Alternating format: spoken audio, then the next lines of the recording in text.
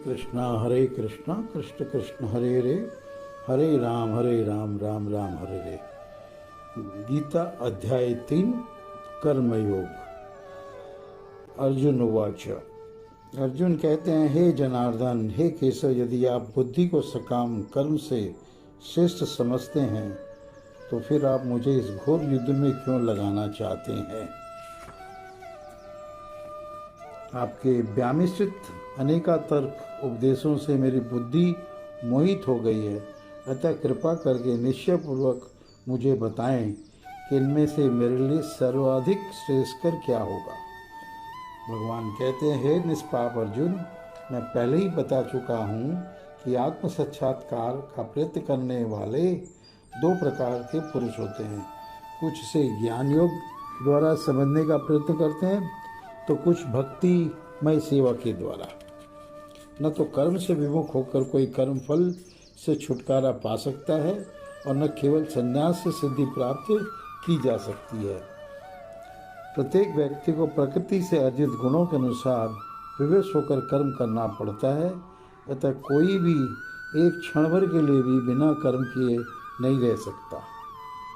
जो कर्मेंद्रियों को वश में तो करता है, किंतु जिसका मन इंद्रियों विषयों का चिंतन करता रहता है, वह निश्चित रूप से स्वयं को धोखा देता है और मिथ्याचारी कहलाता है। दूसरी ओर यदि कोई निष्ठावान व्यक्ति अपने मन के द्वारा कर्मेंद्रियों को वश में करने का प्रयत्न करता है और बिना किसी आसक्ति के कर्म योग कृष्ण भावनामृत प्रारंभ करता है तो वह अति उत्कृष्ट है।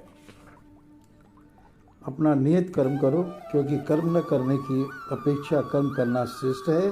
कर्म के बिना तो शरीर निर्वाह भी नहीं हो सकता। श्री विष्णु के लिए यज्ञ रूप में कर्म करना चाहिए, अन्यथा कर्म के द्वारा इस भौतिक जगत में बंधन उत्पन्न होता है। अतः हे कुंती पुत्र, उनकी प्रसन्नता के लिए अपने नियत कर्म करो, इस तरह तुम बंधन से सदा मुक्त रहोगे। सृष्टि के प्रारंभ में समस्त प्राणियों के स्वामी प्रजापति ने विष्णु के लिए यज्ञ सहित मनुष्य तथा देवताओं की संततियों को रचा तथा उनसे कहा, तुम इस यज्ञ से सुखी रहो, क्योंकि इसके करने से तुम्हें सुखपूर्वक रहने तथा मुक्ति प्राप्त करने के लिए समस्त वांछित वस्तुएं प्राप्त हो सकेगी। भगवान आगे कहते हैं, यज्ञों के द्वारा प्रसन्न होकर देवता तुम्हें भी प्रसन्न करेंगे और इस तरह मनुष्यों तथा देवताओं के मध्य सहयोग से सबों को संपन्नता प्राप्त होगी। जीवन की विभिन्न आवश्यकताओं की पूर्ति करने वाले विभिन्न देवता यज्ञ संपन्न होने पर प्रसन्न होकर तुम्हारी सारी आवश्यकताओं की पूर्ति करेंगे, किंतु जो इन उपहारों को देवताओं को अर्पित किए बिना भोगता है वह निश्चित रूप से चोर है। भगवान आगे कहते हैं, भगवान के भक्त सभी प्रकार के पापों से मुक्त हो जाते हैं, क्योंकि वे यज्ञ में अर्पित किए भोजन प्रसाद को ही खाते हैं। अन्य लोग जो अपने इंद्रिय सुख के लिए भोजन बनाते हैं वे निश्चित रूप से पाप खाते हैं। सारे प्राणी अन्न पर आश्रित हैं, जो वर्षा से उत्पन्न होता है। वर्षा यज्ञ संपन्न करने से होती है और यज्ञ नियत कर्मों से उत्पन्न होता है। वेदों में नियमित कर्मों का विधान है और ये वेद साक्षात श्री भगवान परम ब्रह्म से प्रकट हुए। फलतः सर्वव्यापी ब्रह्म यज्ञ कर्मों में सदा स्थित रहता है। हे प्रिय अर्जुन, जो मानव जीवन में इस प्रकार वेदों द्वारा स्थापित यज्ञ चक्र का पालन नहीं करता वह निश्चय ही पापमय जीवन व्यतीत करता है। ऐसा व्यक्ति केवल इंद्रियों की तुष्टि के लिए व्यर्थ ही जीवित रहता है। किंतु जो व्यक्ति आत्मा में ही आनंद लेता है तथा जिसका जीवन आत्म साक्षात्कार युक्त है और जो अपने में ही पूर्णतः संतुष्ट रहता है, उसके लिए कुछ करणी कर्तव्य नहीं होता है। स्वरूप सिद्ध व्यक्तियों के लिए न तो अपने नियत कर्मों को करने की आवश्यकता रह जाती है और न ऐसा कर्म न करने का कोई कारण ही रहता है। उसे किसी अन्य जीव पर निर्भर रहने की आवश्यकता भी नहीं रह जाती। अतः कर्मफल में आसक्त हुए बिना मनुष्य को अपना कर्तव्य समझकर निरंतर कर्म करते रहना चाहिए, क्यों नहीं अनासक्त होकर कर्म करने से उसे परम ब्रह्म परम की प्राप्ति होती है। जनक जैसे राजाओं ने केवल नियत कर्मों को करने से ही सिद्धि प्राप्त की, अतः सामान्य जनों को शिक्षित करने की दृष्टि से तुम्हें कर्म करना चाहिए। महापुरुष जो जो आचरण करता है, सामान्य व्यक्ति उसी का अनुसरण करते हैं। वो अपने अनुसरणीय कार्यों से जो आदेश प्राप्त करता है, प्रस्तुत करता है, संपूर्ण विश्व उसका अनुसरण करता है। हे पृथा पुत्र, तीनों लोगों मेरे लिए कोई भी कर्म नियत नहीं है। न मुझे किसी वस्तु का अभाव है, न आवश्यकता ही है, तो भी मैं नियत कर्म करने में तत्पर रहता हूँ। भगवान आगे कहते हैं, क्योंकि यदि मैं नियत कर्मों को सावधानी पूर्वक न करूं तो हे पार्थ, यह निश्चित ही है कि सारे मनुष्य मेरे पथ का ही अनुगमन करेंगे। यदि मैं नियत कर्म न करूं तो ये सारे लोग नष्ट हो जाएं, तब मैं अवंचित जन समुदाय वर्ण संकर को उत्पन्न करने का कारण हो जाऊंगा और उस तरह संपूर्ण प्राणियों की शांति का विनाशक बनूंगा।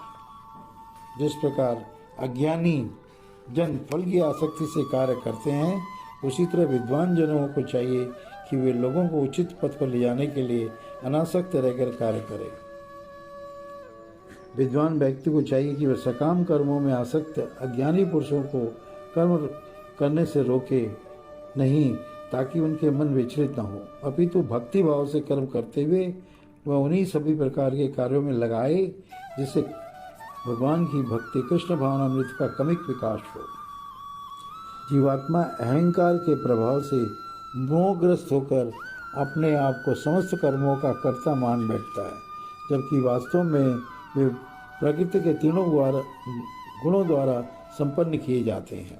हे महाबाहो, भक्ति भाव में कर्म तथा सकाम कर्म के भेद को भली भांति जानते हुए जो परम सत्य को जानने वाला है, वह कभी भी अपने आप को इंद्रियों में तथा इंद्रिय तृप्ति में नहीं लगाता। माया के गुणों से मोहग्रस्त होने पर अज्ञानी पुरुष पूर्णतया भौतिक कार्यों में संलग्न रहकर उनमें आसक्त हो जाते हैं, जबकि उनके ये कार्य उनमें ज्ञानाभाव के कारण अधम होते हैं, किंतु ज्ञानी को चाहिए कि वे उन्हें विचलित न करें। अतः हे अर्जुन, अपने सारे कार्यों को मुझ में समर्पित करके मेरे पूर्ण ज्ञान से युक्त होकर लाभ की आकांक्षा से रहित, स्वामित्व के बिना, किसी दावे के बिना तथा आलस्य से रहित होकर युद्ध करो।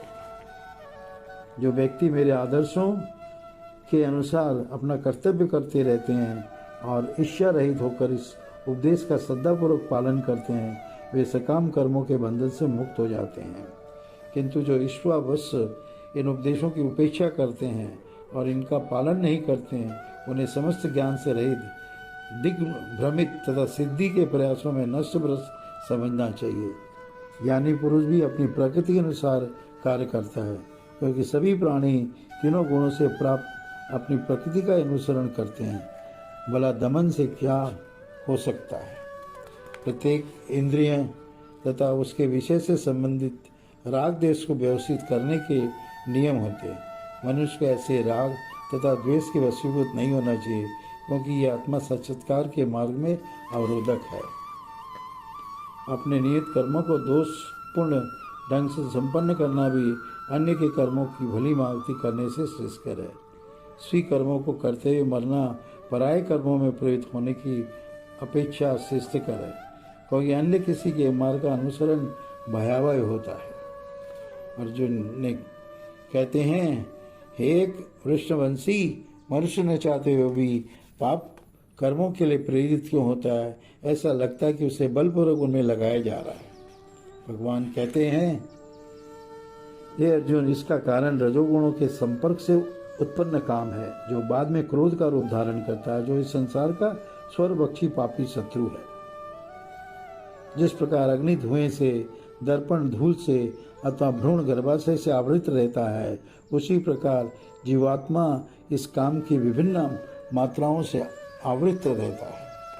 इस प्रकार ज्ञान में जीवात्मा की शुद्ध चेतना उसके काम रूपी नित्य शत्रु से ढकी रहती है, जो कभी भी तुष्ट नहीं होता और अग्नि के समान चलता रहता है। इंद्रियां, मन तथा बुद्धि इस काम के निवास स्थान हैं। इनके द्वारा यह काम जीवात्मा के वास्तविक ज्ञान को ढककर उसे मोहित कर लेता है। इसलिए हे भरतवंशियों में श्रेष्ठ अर्जुन, प्रारंभ में इंद्रियों को वश में करने इस पाप के महान प्रतीक का दमन करो और ज्ञान तथा आत्म साक्षात्कार के इस विनाशकर्ता का वध करो। आगे भगवान कहते हैं, कर्मेंद्रियां जड़ पदार्थ की अपेक्षा श्रेष्ठ है, मन इंद्रियों से बढ़कर है, बुद्धि मन से भी उच्च है और ये आत्मा बुद्धि से भी बढ़कर है।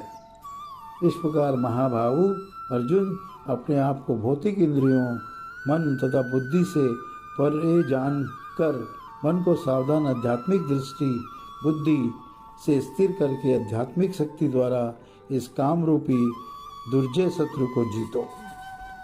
हरिओम तत्सदिति। श्रीमद्भगवद गीता सुपनिषत्सु ब्रह्म विद्यायां योग शास्त्रे श्री कृष्णार्जुन संवादे कर्मयोगो नाम तृतीयो अध्याय।